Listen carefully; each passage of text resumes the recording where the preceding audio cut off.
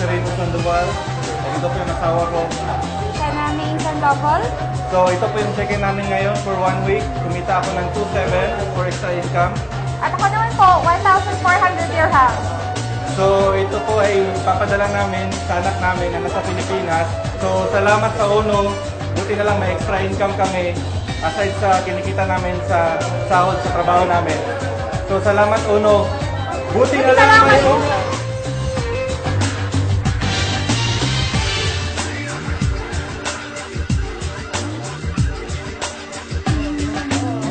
Hi, ako po si Raymond Nating Galing. Nag-work ako as nursing supervisor.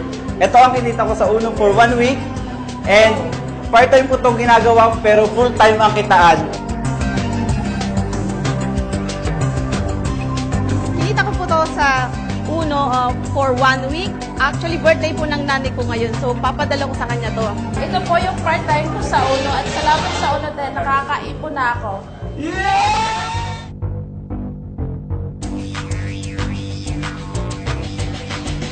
1 week pong kinita ko, 7,843. Solve na solve every month ang binabayaran kong tuition fee ng mga anak ko dito sa UAE. Kaya buti na lang may UNO.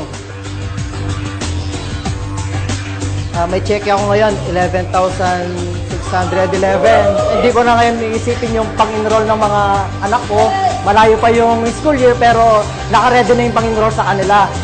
Thank you, UNO. Ako po si Marilyn Policarpio. Ito po yung kinita ko in 1 week time. So, ito papadala ko po para sa hospital bill ng mga anak ko. Dahil mga anak siya sa next month. Buti na lang may UNO. Maraming po salamat sa UNO.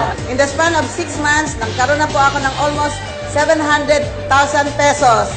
Kaya ito po, huwag na kayo magpatumpit-tumpit pa. Ito na. Ito na ang ating pangarap. Natutupad na po. Salamat po sa UNO.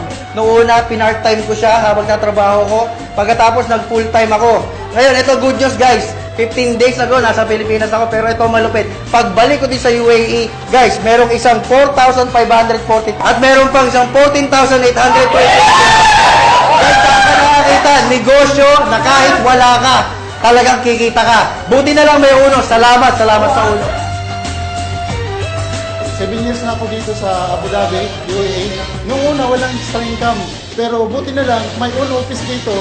Ngayon, may extra income na ako sa UNO. Salamat sa UNO. Dati akong nagtatrabaho. Ngayon, ginagawa ko siya part-time. Naging full-time na ako. Kumikita ako 2,000 plus per week. So, buti na lang nandito ang UNO sa buhay ko. Ngayon, nag-a-arrange ako ng visa ng anak ko. Ito yung gagamitin ko para pang-visa ng anak ko. Papunta ng Abu Dhabi. 90,000 pesos po sa Pilipinas. Grabe po! Nakitaan po to. Another check ko na po rin. No, nasa almost 500,000 pesos na pang kinita ko sa UNO. Grabe yung binigay ng UNO po para sa akin. For 6 months na wala po akong trabaho, wala po akong sahod, pero buti na lang may UNO kasi meron akong pambayad ng renta ng bahay, meron akong pang-allowance, meron akong pang-transportation, may pampadala pa ako sa Pilipinas. Buti na lang may UNO!